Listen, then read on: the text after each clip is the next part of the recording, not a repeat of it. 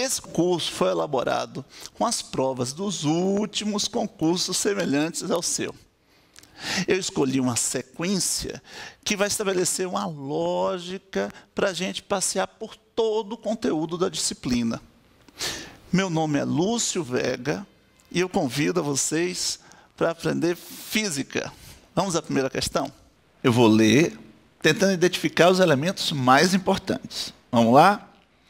Duas partículas se movem em sentidos opostos. Então, duas partículas em sentidos opostos, com velocidades constantes. Isso também é importante. Sobre um eixo x, então, trajetória bem definida. A primeira tem uma velocidade de 4 metros por segundo e a segunda se move a 6 metros por segundo. A distância inicial entre elas é de 120 metros. Aí vem a pergunta da questão, comando, né? O tempo em segundos que passará até a colisão é de... Por que eu escolhi essa questão como a primeira? Porque ela vai permitir que a gente inicie o estudo descritivo do movimento, que é a cinemática, vendo alguns elementos de cinemática necessários para esse estudo, em um movimento mais simples, que é o movimento uniforme. O movimento uniforme é aquele que a velocidade é constante. Velocidade é a quantidade de deslocamento que você percorre por tempo. Deslocamento a gente vai representar pelo esse cara aqui, chamado ΔS. Então, isso aqui é o deslocamento. Mas vamos ver quais são esses tais elementos fundamentais para qualquer cinemática, inclusive a cinemática que vai tratar dessa questão. Os elementos fundamentais é a origem ou marco zero. O que é isso? É um local que você diz, ó, esse local eu vou usar como referência. E por que isso é fundamental? Porque todas as posições vão ser obtidas a partir desse local, usando ele, né, como referência, definindo a distância do corpo até o local. Então, eu vou escolher aqui uma origem. Por que eu vou escolher? Porque a questão não escolheu, não definiu. Então, quando não define, você, já que o tratamento de cinemática que eu vou apresentar é todo baseado no espaço, ou seja, nessas localizações, eu vou adotar sempre um ponto como origem. Eu vou adotar esse aqui. Ó. Este ponto aqui, que esse corpo se encontra nesse momento, vai ser a nossa origem. E aí eu vou poder localizar esse corpo em relação a esta origem, dizendo que esse corpo está a 120 metros da origem. E eu vou poder localizar este outro corpo, dizendo que ele está a 0 metros da origem. Só que não basta a origem para localizar. Quando você fixa a origem, existem dois lados que a origem define. E para diferenciar esses dois lados, a gente precisa de uma outra referência que é chamada de sentido da trajetória. Se a questão não adotar sentido da trajetória, você adota ao seu gosto, aleatoriamente. O sentido da trajetória vai dizer para a gente qual é o sinal que eu devo atribuir às grandezas que precisam de sentido. Sinal positivo. Se for no sentido da trajetória. Se for contrário ao sentido da trajetória, a gente atribui sinal negativo. No caso de localização, a gente vai dizer que, quando o corpo estiver no lado positivo da trajetória, terá uma localização indicada por uma coordenada positiva. E, quando estiver do lado negativo, vai estar localizado por uma coordenada com sinal negativo. Essa coordenada, que no caso aqui é 120 metros para esse corpo, aliás, já que tem dois corpos, que tal a gente chamar um de B e outro de A? Então, a coordenada que localiza o corpo B é mais 120. Não precisa colocar esse mais, está subentendido que é mais se você não colocar nada. E a coordenada que localiza esse corpo, usando essa origem e esse sentido positivo da trajetória, é 0 metros. Essa coordenada a gente chama de espaço ou space em inglês. Representa pela letra S, de space mesmo. Então, nesse momento, o espaço do corpo B é 120 e o espaço do corpo A é 0. Mas que momento é esse? É o momento inicial do nosso estudo, da nossa questão, da nossa brincadeira. Isso aqui é o início. E a gente representa o espaço no início do nosso estudo, colocando uma bolinha aqui, ó, um 0. Então, esse é o espaço inicial do corpo A, esse é o espaço inicial do corpo B, segundo esses critérios. Está claro? Outra coisa que é importante é localizar o momento no tempo. Então, agora são quase 5 da tarde. 5 da tarde é uma informação que localiza o momento durante o dia. Essa informação temporal é chamada de coordenada temporal ou instante. Então, no caso aqui, esse momento, que é o momento inicial, ele vai estar associado a um instante T0, que, na grande maioria dos estudos descritivos, adota 0. Então, o tempo inicial, ou instante inicial, é um instante 0. Certo? Agora a gente vai falar realmente de movimento uniforme e vai ver como ele interfere nesse processo. O corpo A, ele não mantém o seu espaço. O espaço dele vai mudando. Mudando quanto? A cada segundo vai mudando 4 metros. 4 metros, 4 metros. Em 3 segundos ele já vai acumular 12 metros. E aí o espaço dele não vai ser fixo. Ele muda. O espaço de B também muda. Ele começa com 120 e a cada segundo ele vai mudando 6, mas vai mudando 6 para o negativo. E aí surge uma coisa inicialmente estranha, que é você falar em velocidade negativa, que representa você ter um deslocamento para o sentido negativo a cada segundo. Então, velocidade negativa é a velocidade que está indo no sentido contrário à trajetória. Aí você pode perguntar, Lúcio, mas o espaço desse cara é positivo. Por que a velocidade foi negativa? Porque o espaço está vinculado ao lado da trajetória que o corpo se encontra. E o sinal da velocidade está atrelado ao sentido que esse corpo se movimenta, o sentido que ele vai se deslocar. Então, no caso aqui, a velocidade do corpo B, ela é negativa e a velocidade do corpo A é positiva. Dizemos que o movimento desse cara é retrógrado e o movimento desse cara é progressivo. No caso aqui, mais 4 metros por segundo e aqui, menos 6 metros por segundo. Então, o sinal da trajetória acaba contaminando de informação, né, o sinal da velocidade. Acaba permitindo que a velocidade ganhe sinal e, com isso, sua informação fique mais precisa. Aqui ele está indo para um lado e aqui ele está indo para o outro.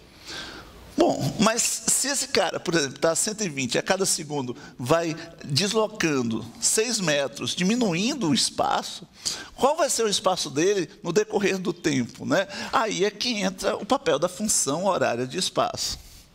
A função de horária de espaço para um movimento como esse, que é um movimento uniforme, é aquela S igual a SO mais VT. Então, como é que o espaço desse corpo muda? Eu vou usar aquele formato. Ele começa com 120 metros e a velocidade dele, sendo menos 6, né? Menos aqui, né? Ele vai mudando o espaço no decorrer do tempo. Em 1 segundo, diminui aqui 6 metros, em 2 segundos vai diminuir 12, e assim sucessivamente. O fato é que a velocidade e o espaço inicial de um certo movimento uniforme não muda. São os parâmetros dessa função horária de espaço, também chamada função temporal de espaço. Agora, o tempo que o relógio marca, que é o que nós chamamos de instante, ele vai mudando e, com isso, o espaço também vai mudando. Essas Essas duas letras aqui são as chamadas variáveis da função. Então, S0 e V são os parâmetros e S e o T são as variáveis. No caso do corpo A, o S0 dele é 0 e a velocidade é 4. Então, a cada 1 segundo que você coloca aqui, o S vai aumentando de 4. Então, essa é uma função que tem a mesma cara dessa função, mas tem parâmetros de valores diferentes. Então, essa função serve para o corpo B, vou chamar assim, viu? E essa serve para o corpo A. E tudo que eu queira perguntar, questão, certo? Sobre o corpo A, o corpo B e como eles podem interagir nesse contexto, eu vou conseguir responder usando as funções horárias de espaço. Por exemplo, nessa questão 1, o que é que ele quer? O momento que esses corpos vão se encontrar.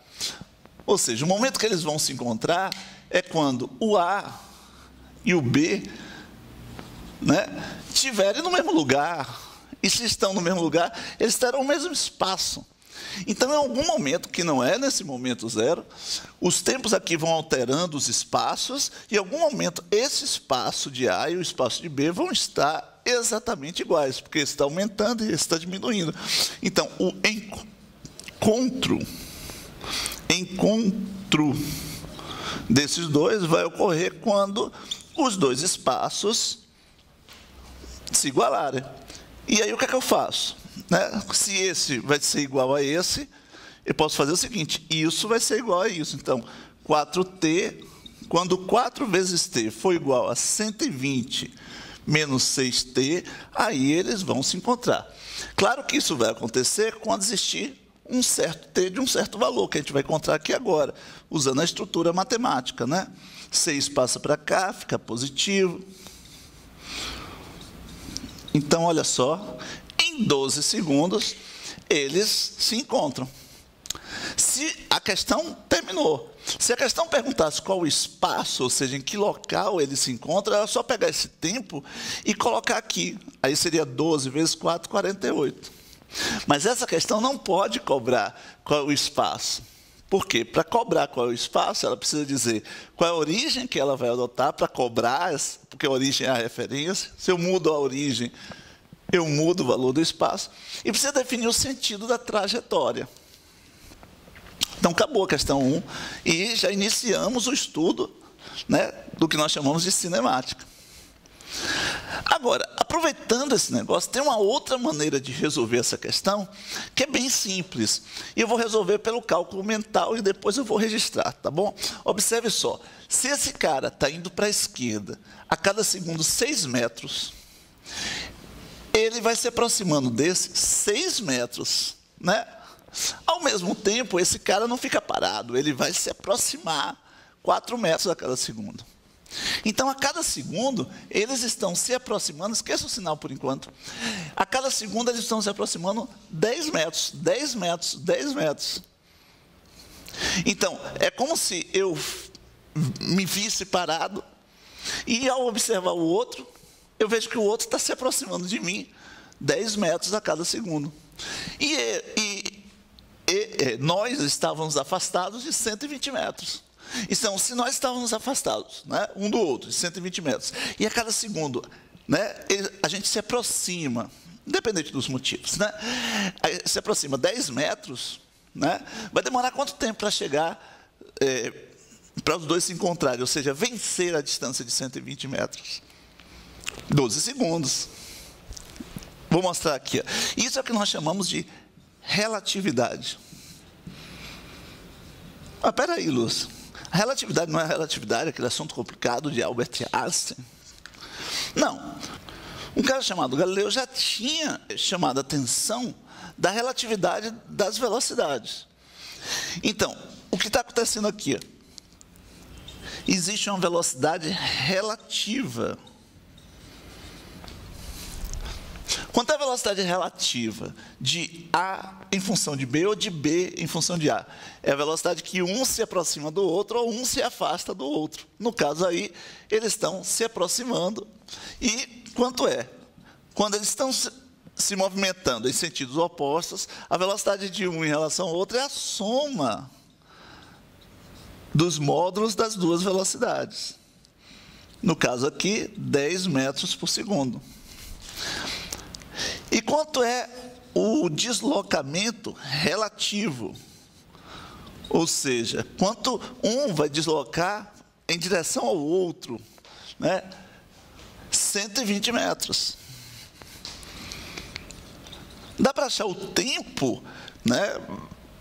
Dá, pode usar isso aqui, ó, né? Velocidade de 10, em uma distância de 120, você acha o tempo. Está vendo? 12 segundos. A mesma resposta. Só que mais rápido. Se os corpos estivessem se movimentando no mesmo sentido, digamos 4 metros por segundo e 6 metros por segundo, quanto um estaria se movimentando em relação ao outro? Qual a velocidade relativa dos dois? Este estaria vendo esse se afastar a cada segundo quanto? Se ele anda 4 metros, mas o outro anda os 4, além disso, mais 2, ou seja, anda 6 metros por segundo, esse de trás veio da frente se afastando 2 metros por segundo. Então, a velocidade relativa, nesse caso, não seria obtida pela soma, e sim pela subtração dos módulos. Então, no caso aqui, eu vou chamar de corpo B e corpo A. No caso, seria VB menos VA, né? Em módulo. Ok? Se o cara de trás, o cara mais lento, né, estivesse na frente, o cara mais rápido estivesse atrás, a velocidade relativa continuaria sendo 2 metros por segundo, tá bom? Então, se você está em uma avenida, andando a 60 km por hora, e o cara da frente está a 40 km por hora, qual é a velocidade relativa? É só subtrair. Você está se aproximando dele 20 km por hora. Agora, se estivesse em sentidos opostos, você iria somar, né? 40 km por hora, 60 km por hora, olha só, é como se um tivesse com 100 km por hora em relação ao outro.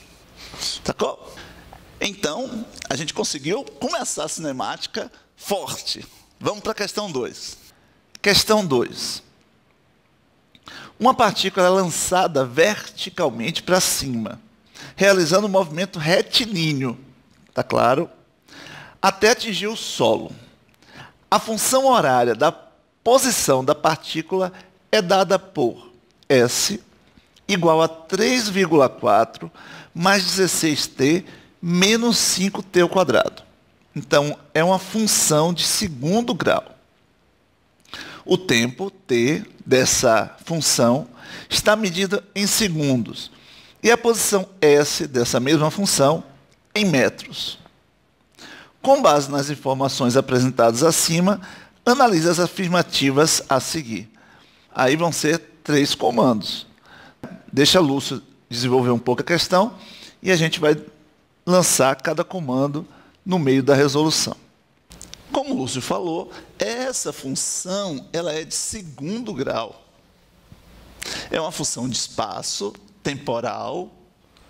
Só um detalhe, esse S aqui, seguido desse T, esse símbolo é tipo assim, ó, f de x igual a x ao quadrado mais 3, certo?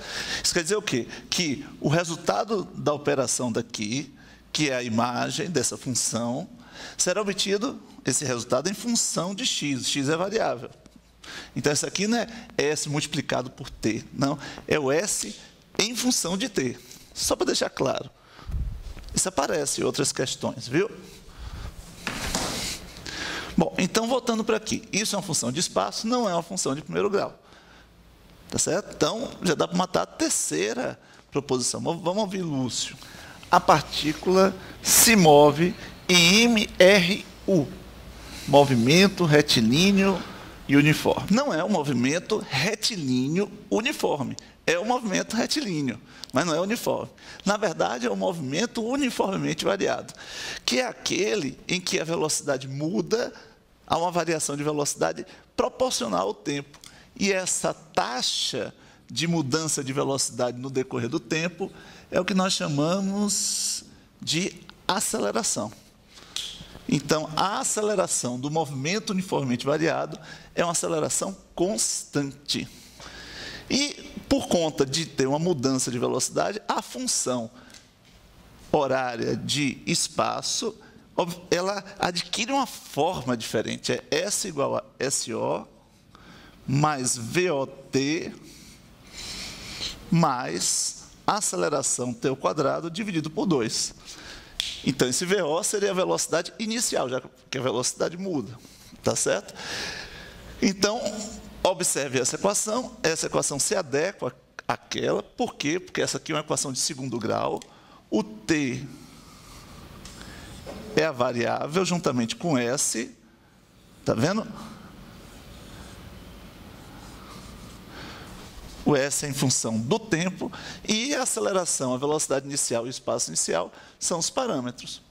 Se você comparar isso com isso daqui, ó, você tem esse 3,4 como espaço inicial, você tem esse 16 como velocidade inicial e você tem esse menos 5 como a metade da aceleração.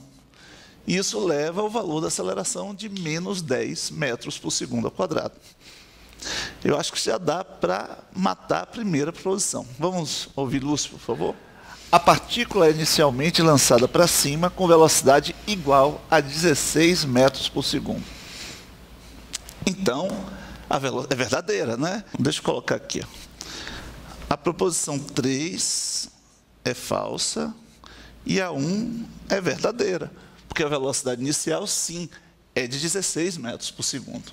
Vamos ouvir a proposição 2. A partícula atinge sua altura máxima 1,5 segundo após o lançamento para cima. Então, ele quer o tempo que ele chega na altura máxima. E o que é chegar na altura máxima? Na verdade, ele foi lançado para cima. A gravidade vai fazer uma força para baixo, que vai gerar uma aceleração para baixo.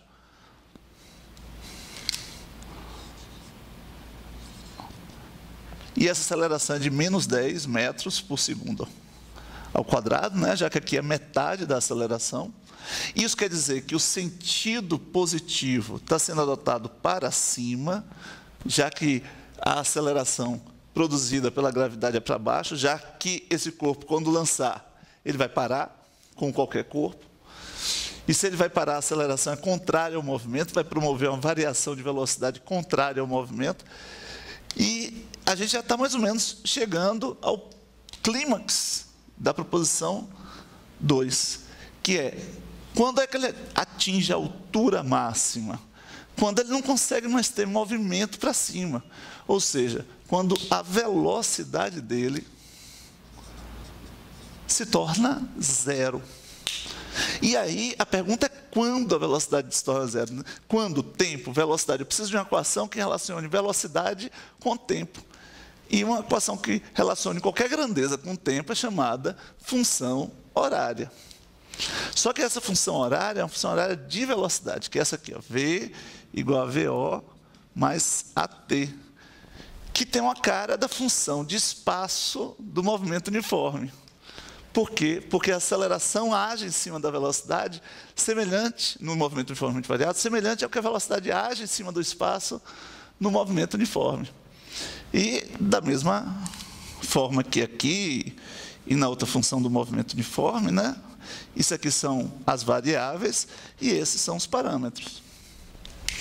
E, com isso, eu posso descobrir quando a velocidade se torna zero, que é a característica básica para se chegar a uma altura máxima. Então, vamos lá. Eu vou aplicar V igual a VO mais AT, sendo V zero, o V no tempo que eu quero investigar, a velocidade inicial é 16, a aceleração é menos 10, Né? Todo mundo entendeu, né? Espero, né? Menos 10 dividido por 2, menos 5. E aí você acha o tempo, que é 16 sobre 10, 1,6 segundos. O que não é 1,5. Então, a proposição 2 é falsa. Uma outra equação de movimento uniformemente variado, que não é função horária, é a equação de Torricelli, que é uma equação que pode vir derivada dessas duas. É uma equação que envolve velocidade e deslocamento, mas não inclui o tempo. Então, se você isolar o tempo aqui e substituir nessa, você acaba gerando essa aqui.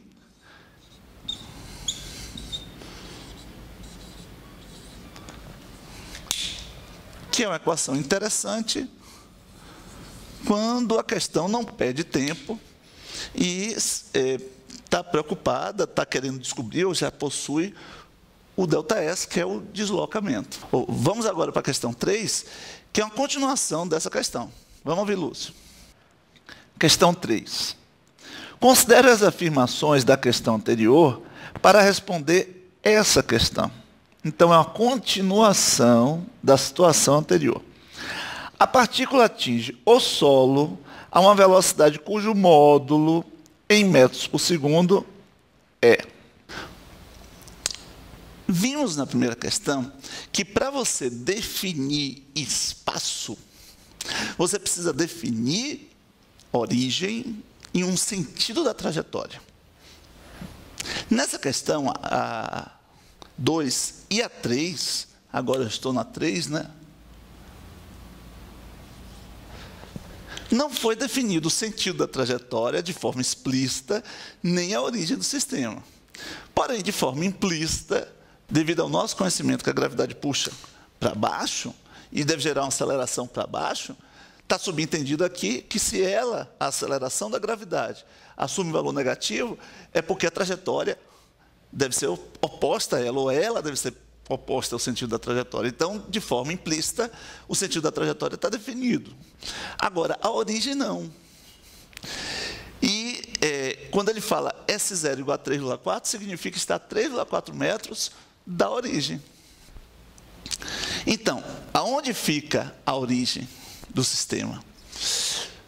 Bom, agora você tem que ser um pouco mais flexível. Por quê? Porque, tradicionalmente, quando você vai estudar um lançamento, adota-se a origem no solo. E acredito, confiando nessa tradição, é que a questão não declarou que a origem, né, da sua trajetória é o chão. Mas, confiando nessa tradição, sim, vamos adotar a origem no chão. Então, com que velocidade esse corpo vai chegar no solo? Chegar no solo é chegar nessa posição. Aí tem uma coisa interessante a ser discutida, que é o seguinte: eu poderia usar essa equação, já que eu tenho um espaço final, que é o zero. Origem. A origem fica no solo. Vamos dizer que esteja subentendido isso. E aí eu poderia achar o tempo e substituir. Se você quiser, faça isso em casa. Mas eu quero aplicar a equação de Torricelli e mostrar que ela pode funcionar para esse caso. Por quê? Porque eu quero a velocidade final, ter uma velocidade inicial, ter uma aceleração e possuo o ΔS. E aí a gente precisa declarar o que é ΔS. ΔS é a variação de espaço. Ou seja, quanto espaço muda. Se aqui é o zero e o espaço inicial, né, é 3,4, daqui até o final, quanto é a variação de espaço? Quanto o espaço muda? O espaço vai sair de 3,4 para zero. Então, ele vai mudar 3,4 para o sentido negativo. Ou, se você quiser, S final menos S inicial. Ou seja, 0 menos 3,4 menos 3,4. Então, esse é o ΔS de todo o movimento, do início ao fim, quando ele atinge o solo. E eu quero justamente trabalhar com o fim quando ele atinge o solo. Aí você diz, mas Lúcio, ele subiu. Sim, ele subiu, depois desceu. Então, tudo que ele subiu, ele desceu. Então, o deslocamento positivo foi neutralizado pelo deslocamento negativo. O que conta é o deslocamento do início até o fim. E é bom para discutir justamente isso. Tem uma diferença entre ΔS, aproveitando a oportunidade, e distância percorrida. A distância percorrida é a quantidade de metros que o cara anda mesmo, não o quanto o cara desloca, ou seja, o espaço altera. Então, para você achar a distância percorrida, você teria que achar a distância que ele subiu, depois achar a distância que ele desceu todo, que não é o que ele está perguntando. Ele está perguntando qual é a velocidade no momento final, e você tem uma equação que atrela essas velocidades, analisando não a distância percorrida, mas sim o ΔS. Entendeu?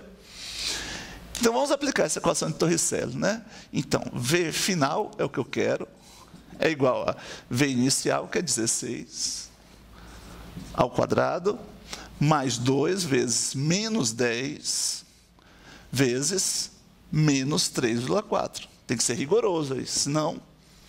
Então, aqui vai dar 256, menos e menos dá mais 34, dá 68.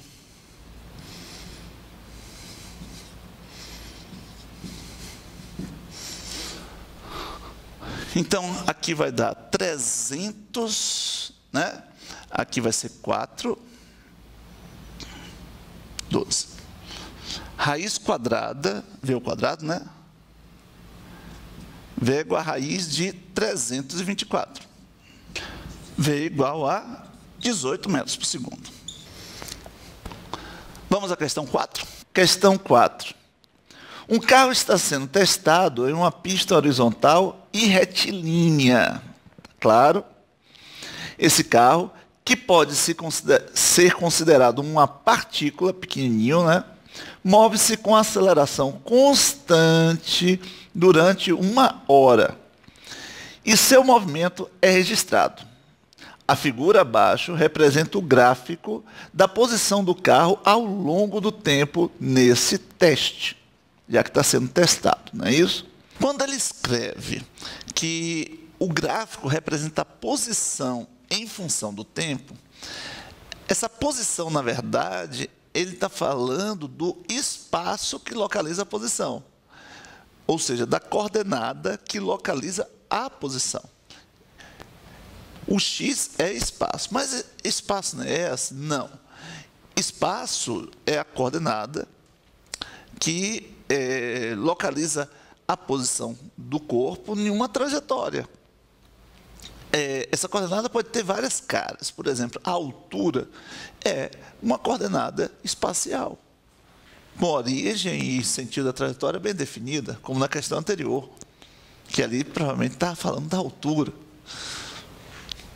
Então, esse x é uma coordenada, existe uma trajetória para estar associada a essas coordenadas, um sentido da trajetória, uma origem, tudo já está bem definido. Outra coisa interessante é que ele diz que o movimento mantém a aceleração é constante. Então, isso é um movimento uniformemente variado. E como aqui é o gráfico de espaço em função do tempo, a função é representada por essa equação de segundo grau. E o formato é de uma parábola, equação de segundo grau. As coisas estão se encaixando. E o que é que está dizendo aqui? Ó? Que o espaço em quilômetros ele vai diminuindo. Então, o corpo, no tempo de menos 0,2 horas, e aí é outro ponto que a gente vai chamando a atenção, e assim vai cobrindo todo o conteúdo. O instante pode ser negativo? Pode. Desde que seja definido claramente um momento zero, o instante pode ser negativo. Por exemplo, 10 horas da manhã pode ser considerado menos 2 horas em relação ao meio-dia. Não tem problema nenhum. O que não acontece é ter um ΔT negativo, porque você nunca pode voltar ao passado, sempre segue para o futuro. E aí, voltando para cá, isso aqui é uma parábola.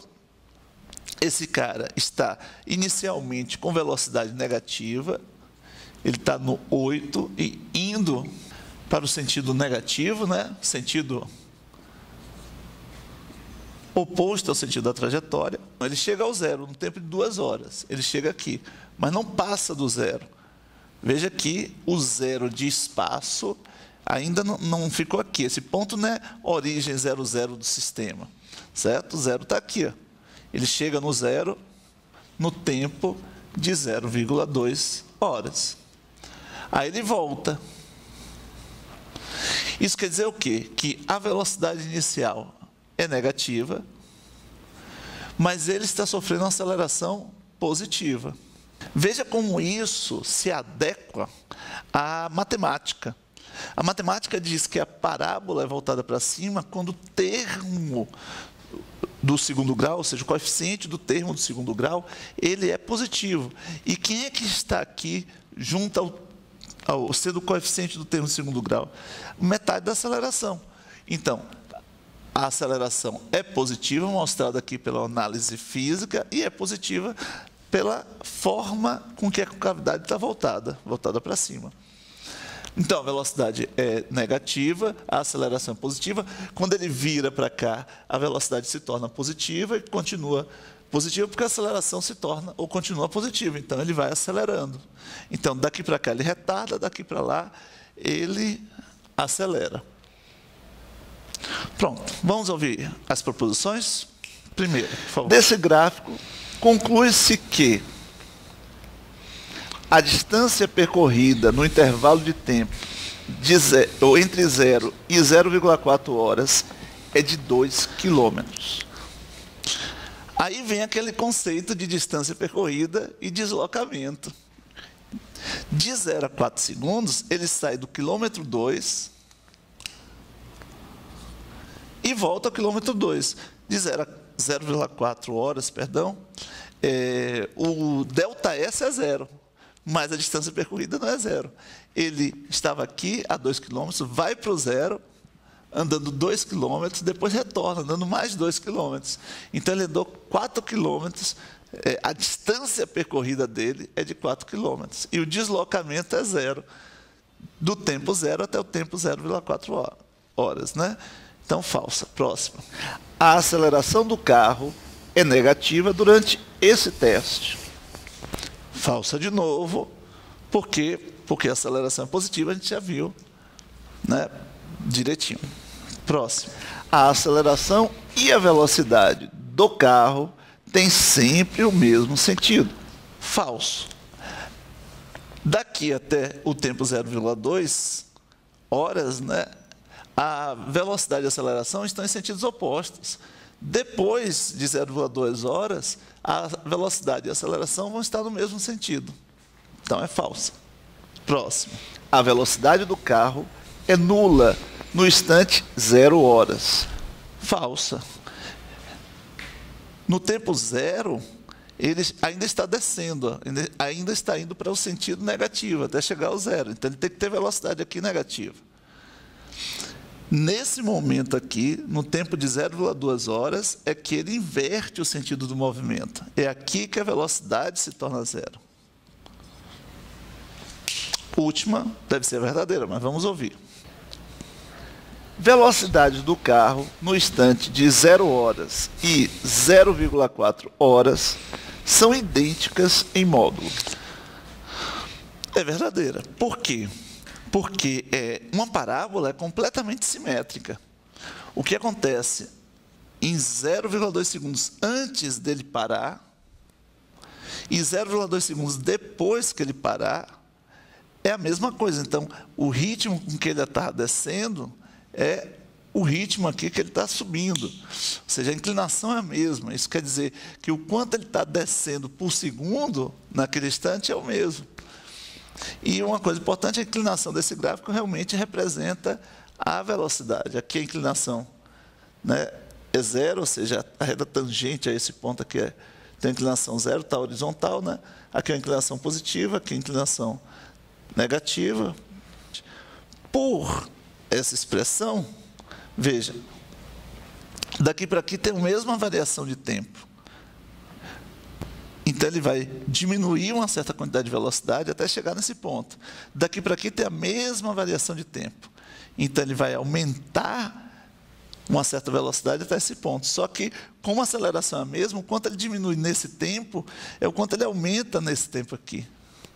Isso quer dizer que ele aqui deve ter a mesma velocidade que zerou, que essa velocidade que saiu de zero para esse valor. Além do que já foi explorado, é importante lembrar que o vértice em matemática, o y do vértice e o x do vértice, podem ser aplicados aqui. O y do vértice é menos delta sobre 4a. O x do vértice é menos b sobre 2a. Então, construída a equação, se você tivesse a equação, você conseguiria achar o x do vértice por ela, que é o tempo, que seria o tempo na física, né, em que ele inverte o movimento, e aqui o y, que seria o s, ou x, né, que ele inverte o movimento, porque o vértice dessa parábola da função de espaço em função do tempo, a função temporal de espaço, é sempre um momento que ele inverte o sentido. Bom, então, próxima questão.